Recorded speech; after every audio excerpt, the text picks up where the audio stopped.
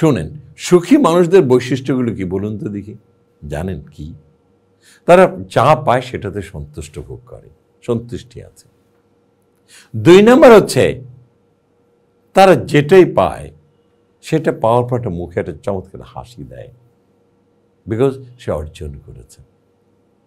3 নম্বর হচ্ছে আল্লাহর কাছে শুকরিয়া আদায় করে। 4 নম্বর হচ্ছে সে ব্যস্তবুরিতে বিশ্বাস করে না। 5 নম্বর হচ্ছে সেটার মধ্যে হচ্ছে যে যাই পায় সে সবাইকে নিয়ে একত্রে খায়।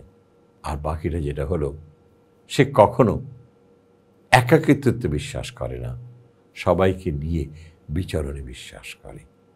সুখী মানুষগুলো এভাবে বিচরণ করে। তারা অল্পতেই সুখী, অল্পতেই তারা নিজেদেরকে প্রসিদ্ধ করে তোলে। তারা কিন্তু অস্থিরতা বিশ্বাস করে না।